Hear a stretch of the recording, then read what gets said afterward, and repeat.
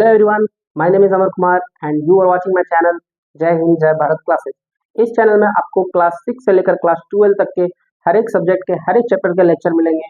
यहाँ पर मिलेगा आपको बेस्ट कंटेंट, ढेर का सारे क्वेश्चंस और नोट्स भी।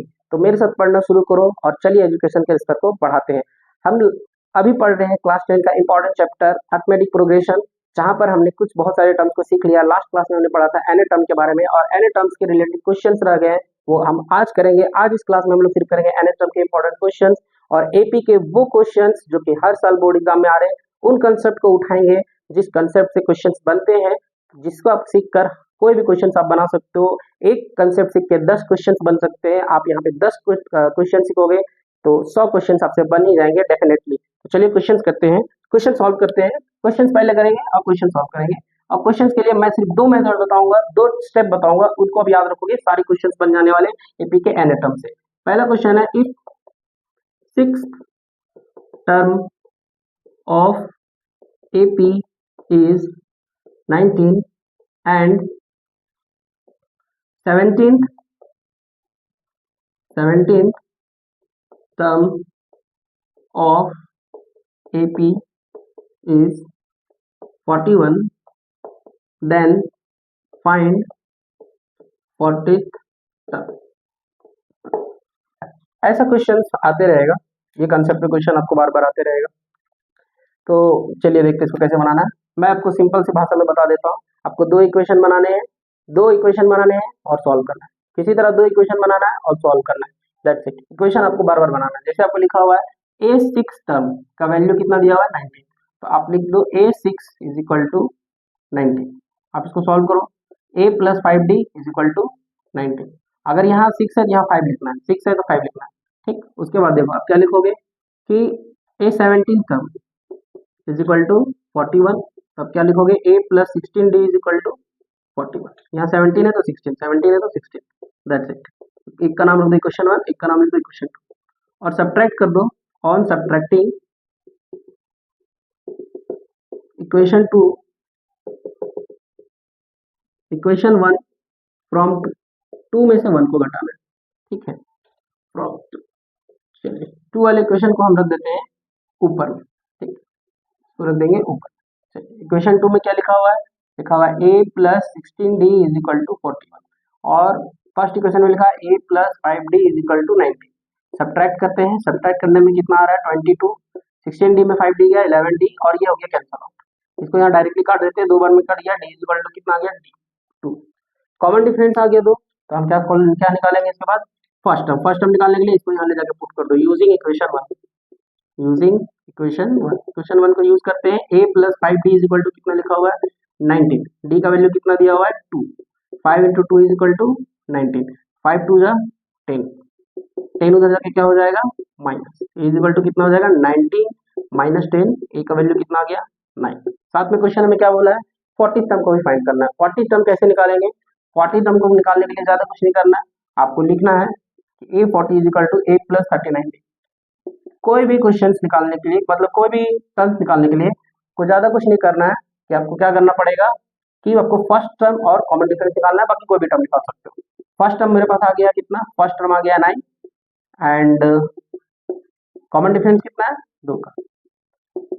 इसको अगर आप सॉल्व करोगे 2 9 जा 18, 2 3 जा 6 एंड 7, इसको सॉल्व करोगे तो आ जाएगा तुम्हारा 87, ठीक।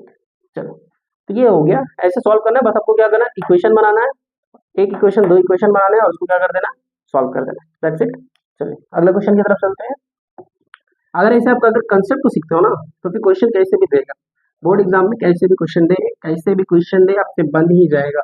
सिर्फ आपको कंसेप्ट को ध्यान में रखना होगा। चलिए नेक्स्ट क्वेश्चन की तरफ बढ़ते हैं। नेक्स्ट क्वेश्चन है कि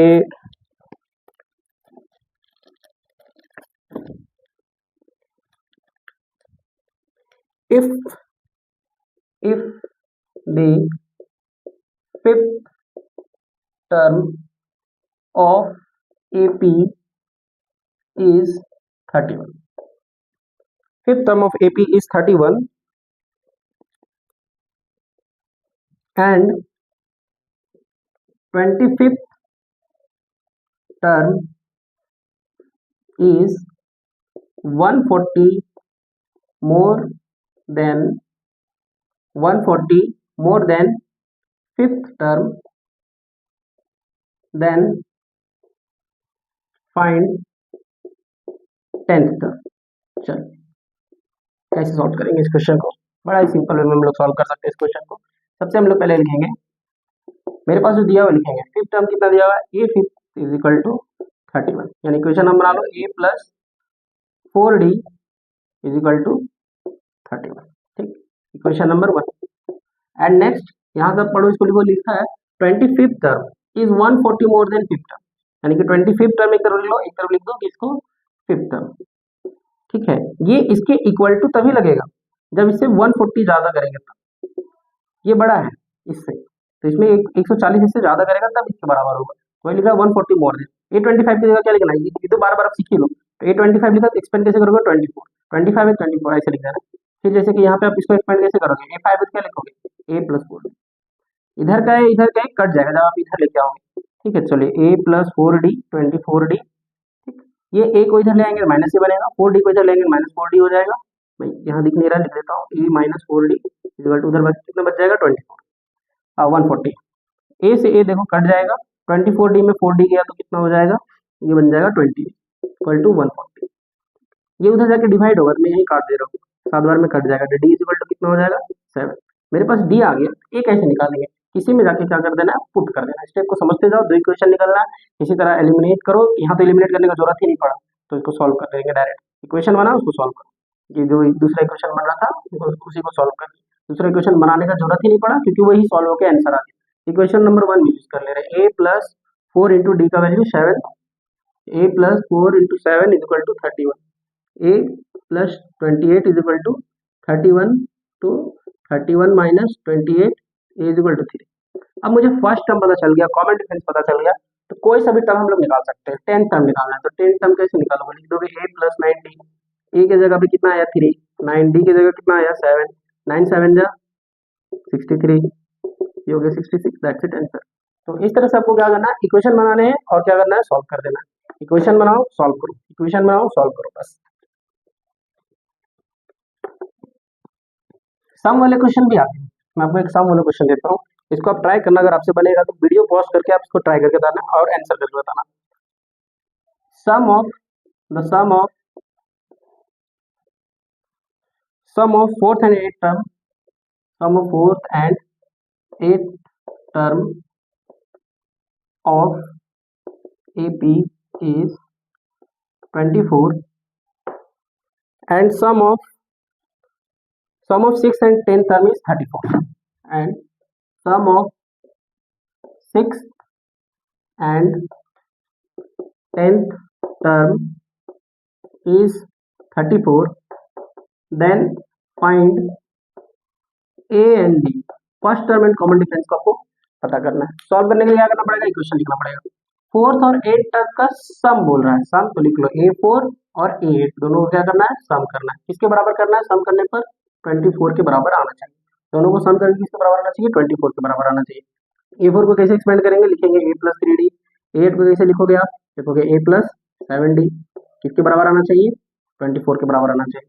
अब इसको A और A में जुड़ेगा 2A और 3D और प्लस 7D बन जाएगा 10D इक्वल टू 24, दोनों में 2 कॉमन आएगा, A प्लस 5D अंदर आ गया इक्वल टू 24, ये उधर जाके डिवाइड होगा, डिवाइड होगा तो मैं इसको ये काट दे रहा हूँ 2 बार 12 बार में, A plus 5D is equal to कितना हो जाएगा 12, इक्वेशन नंबर 1। ठीक, अब आगे हम सॉल्व करते हैं, एक और इक्वेशन बनेगा, लिख रहा है 6 term and 10 term, 6 term and 10 term दोनों का प्लस, 6 टर्म एंड 10 टर्म का प्लस कितना है 34। 6 टर्म को आप कैसे एक्सपेंड करोगे, लिखोगे A plus 5D, A plus 5D। 10 term को कैसे लिखोगे आप, A प्लस 9D, किसके बराबर होना चाहिए, 34 के बराबर होना चाहिए। A और A कितना हो जाएगा 2A, 5D plus 9D 14D is equal to 34, 2 common ले लो, यहाँ बच जाएगा A plus 7D is equal to 34, ये वहाँ कैंसिल आउट होगा, तुम लिख दे रहे A plus 7D is equal to 70, दूसरा इक्वेशन मिल गया हमारे पास। अगर 2 इक्वेशन तैयार है तो दोनों को क्या कर दो, सब्ट्रैक्ट कर दो, इक्वेशन 2 को ऊपर रख दो, A plus 7D is equal to 17 और इक्वेशन 1 को नीचे रख दो, A plus 5D is equal to 12, कर लेते हैं माइनस, माइनस करने पे साइन बदलेगा। 2d इज इक्वल टू कितना हो गया, 2d is equal to 5 and d is equal to 5/2। ये आपका हो गया कॉमन डिफरेंस। d पहला आ गया, d आ गया तो a कैसे निकालेंगे हम, a निकालने के लिए क्या करना पड़ेगा, इस इक्वेशन में ले जाके पुट करो, इसमें पुट कर दो, देखो a plus 5 into 5/2 is equal to 12, a 25/2 is equal to 12, उधर ले जाके कर दो माइनस, 12 माइनस 25/2, एलसीएम लेके इसको सॉल्व करोगे, 24 माइनस 25/2 आ गया कितना, -1/2। बहुत सही आंसर है ये।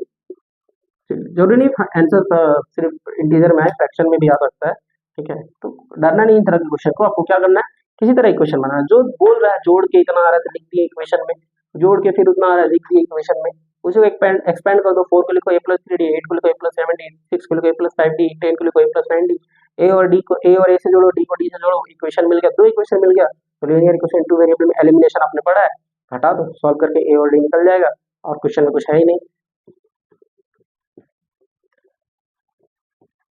नेक्स्ट क्वेश्चन देखते हैं। नेक्स्ट क्वेश्चन थोड़ा इंपॉर्टेंट है, प्रूफ करने के लिए, if ninth term of AP is 0, ninth term जो है वो 0 आ रहा है, यानी कि फर्स्ट टर्म तो जरूर नेगेटिव रहा होगा, तब तो 0 आ रहा है, या फिर अगर इंक्रीजिंग है तो, और अगर डिक्रीजिंग है तो पहला बड़ा होगा, धीरे धीरे घट रहा होगा, तब डी नेगेटिव हो सकता है। तो दोनों केस बन सकते हैं, इंक्रीजिंग डिक्रीजिंग में भी, ठीक है। तो फर्स्ट टर्म है वो है 0, देन प्रूव दैट, आपको क्या प्रूफ करना है, prove that 29th term is double the 19th, यानी कि बढ़ता हुआ है, इंक्रीजिंग है, बाद का टर्म डबल हो जा रहा है, यानी कि इंक्रीजिंग ही तो है। चलो सॉल्व करते हैं, कैसे करेंगे, देखो क्या लिख रहा है, a9 टर्म 0 जो दिया है ना, आप उसको इक्वेशन में लिखने की कोशिश कर दो, बाकी ये बन ही जाता है। a9 टर्म्स का वैल्यू आपको दिया हुआ है, यानी लिखोगे क्या, a+8d, जब भी आपको दिया हुआ है इसको लिखो, उसके बाद इसको एक्सपेंड कर दो, 9 को कैसे तोड़ोगे, 8 में तोड़ोगे, a+8d इक्वल टू 0, इसको बना लो इक्वेशन नंबर 1, ठीक है। अब चलिए प्रूव करते हैं ना, कैसे निकालना है, 29th term is double the 19th term, यानी कि जो 29 टर्म होगा किसका डबल होना चाहिए, 19 टर्म का डबल होना चाहिए, 19 टर्म का, ये मुझे प्रूव करना है, टू प्रूव। चलिए हम कैसे प्रूव करते हैं, दो मेथड है, या तो यहीं पे लाके LHS RHS कर दो एक ही बार में, या तो अलग अलग सॉल्व करो, जैसे मैं अलग अलग से सिखा रहा हूँ, थोड़ा अच्छा लगेगा, प्रोफेशनल थोड़ा सा। a19 को कैसे लिखोगे आप, a+18d, ठीक है, a19 की जगह क्या लिखोगे, a+18d, ठीक। अब a+18d में मुझे 8d तक तो पता है, 8d अलग निकालो, बच कितना जाएगा, 10d को अलग, 8d, a+8d की वैल्यू 0 है, इसकी जगह पे 0 रख देंगे, ये पूरा का पूरा 0 हो गया, कितना बच गया, सिर्फ 10d, ठीक, यानी a19 कितना आया, 10d। चलो फिर हम क्या निकाल लेते हैं, a29 निकाल लेते हैं, a29 को क्या लिखोगे, a+28d, 29 में 28 लिखो, a+29d, 8 यहाँ तक मुझे पता है, इसलिए 8 को अलग कर लो, इसे दूर कर लो इससे, तो इसके पास कितना बच जाएगा, 20 बच जाएगा, a+8d 0 हो रहा है, इसको रखो 0, इधर पे कितना बच गया, 20d कितना हो गया, 20। चलो तो मेरे पास a29 कितना आया, 20d, 20 को मैं क्या लिख सकता हूँ, 2 इंटू 10, और 10d किसके बराबर है, 19 के, तो इस तरह से हमने डिराइव करके लिखा, a29 बराबर a19, बात समझ में आया। इसको ऐसे बना सकते हो, दूसरा मेथड है, अब a की जगह पे -8d रख दूं, इसी क्वेश्चन में जो टूटेगा इसमें a+28d करके +18d करके, उसमें आप a की जगह पे -8d करना, LHS RHS बराबर करके वैसे भी बना सकते हो, बट ये ज्यादा सही लगता है कि हमने अपनी मेहनत से दिमाग लगा करके इसको रिड्यूस करके डिराइव करके निकाला है। चलिए नेक्स्ट क्वेश्चन देखते हैं।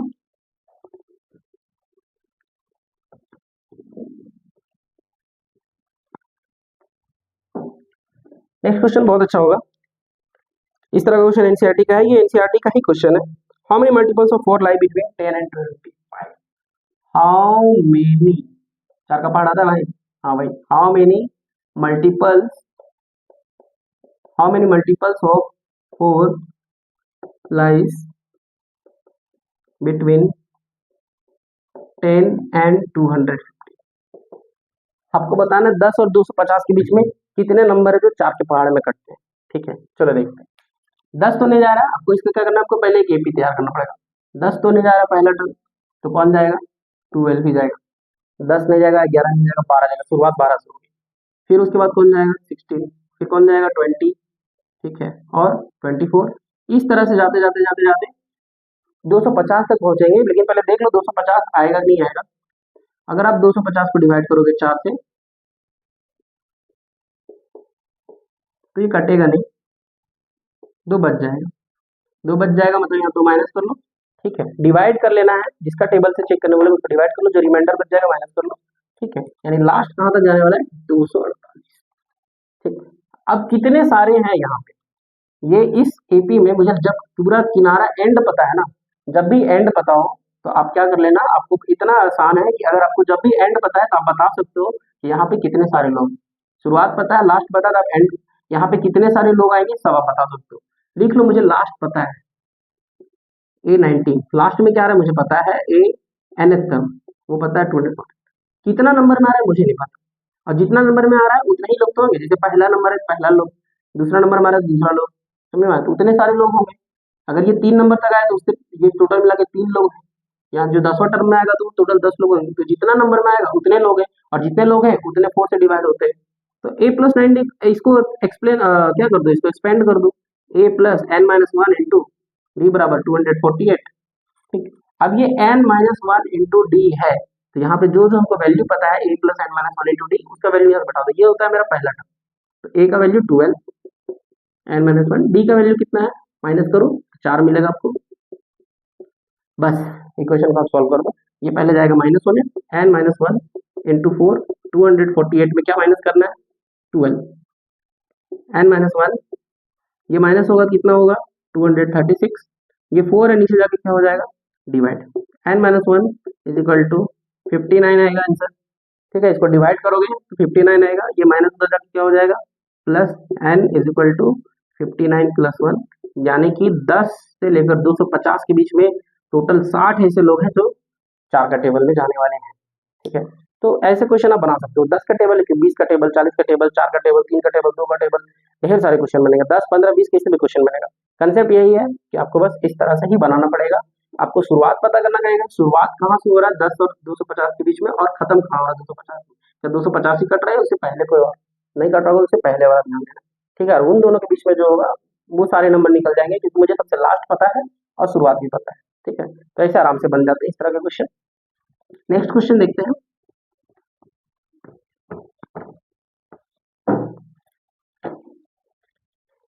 How many 3 digit number are divisible by 7? Similar question है, मिलता जुलता है।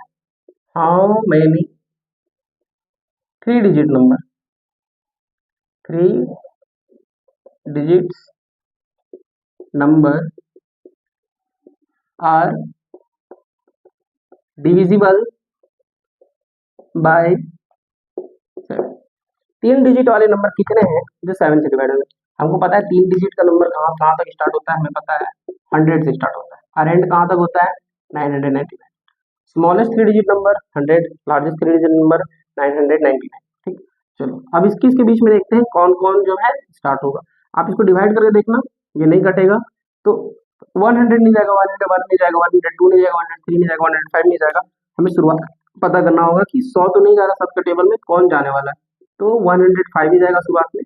ठीक है, आप इसको डिवाइड करके चेक करना, खुद से चेक करना। ठीक, 105 के बाद कौन जाएगा, 112, इसमें 7 जोड़ते जाओ, फिर इसमें 119 जाएगा। इसे 7 जोड़ जोड़ के आप पता कर सकते हो इस तरह के टेबल में।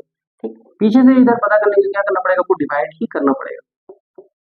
7 1 जा 7, 29, 7 4 जा 28, 1 और 9, तो 2 1 में 14, तो 5 बच जा रहा है, यानी 5 को घटा कितना हो गया, ये जाएगा लास्ट 994, वहां तक जाने वाला है। ठीक, कुछ नहीं करना है, ये लास्ट वाले नंबर को लिख दो। मुझे लास्ट वाला नंबर पता है 994 होने वाला है। इसको एक्सपेंड कर दो, a plus n-1 into D is equal to 994। a का वैल्यू पता है, ये शुरुआत का value 105, n minus one, D की वैल्यू कितनी है 7,994। जो कॉमन डिफरेंस बढ़ रहा है ना, जिसका टेबल पूछा जाता है, वही कॉमन डिफरेंस बन जाता है यहाँ। ठीक, तो इसको ले जाकर उधर माइनस कर लो पहले। n minus one is equal to 994 minus 105, minus कर लो। 14 में 5 गया 9, 8 में 0 जाएगा तो 8, और n में 1 गया। चलो ये उधर जाकर क्या हो जाएगा, डिवाइड। 7 1 जा 7, 7 2 जा 14, 7 7 जा 49, ये उधर जाके क्या कर देना प्लस। तो n is equal to 127 plus 1 128 answer. ठीक है, तो इस तरह से nth टर्म के ढेर सारे क्वेश्चन आप बना सकते हो। जितने भी मैंने क्वेश्चन बताया ना, उससे ढेर सारे क्वेश्चन सबसे बन सकते हैं कि इसके टेबल में इसके बीच में कितने सारे नंबर आने वाले हैं। ठीक है, 3 डिजिट नंबर वाले, 6 डिजिट नंबर वाले, 5 डिजिट नंबर वाले कितने हैं, जो 6 का टेबल में, 3 का टेबल में। कंसेप्ट एक ही है, क्वेश्चन बहुत बनेंगे। मैं बोला ना, एक कंसेप्ट से 10 क्वेश्चन बनेंगे। 2 टर्म का प्लस दिया हुआ है, फिर 2 टर्म का प्लस दिया हुआ है, और फिर वो बोल रहा है कि ये टर्म निकाल के दिखाओ, वो टर्म निकाल के दिखाओ। ठीक है, इक्वेशन बता दिया कि एक टर्म जो है दूसरा टर्म से इतना आगे है, तो फिर आप बना सकते हो। ठीक है, तो इस तरह के जितने भी क्वेश्चंस हैं वो सिर्फ एन टर्म से बनेंगे, और आपको आई होप ये सारा का सारा कंसेप्ट सीख चुके होंगे। फिर भी अगर आपको डाउट रहता है तो आप कमेंट सेक्शन में मुझे बस बता देना कि कौन सा बुक का कौन सा एक्सरसाइज या कौन सा क्वेश्चन डाउट होगा। मैं तुरंत ही उस पे उसका क्वेश्चन पे वीडियो डेप्थ में बना के उसके सॉल्यूशन आपके लिए रख दूंगा। और अगर आपको नोट चाहिए तो मुझे फॉलो कर लेना टेलीग्राम में, और डिस्क्रिप्शन में मेरे सारे सोशल मीडिया का लिंक मिल जाएगा। और मेरे साथ बने रहो, तब तक के लिए जय हिंद, जय भारत।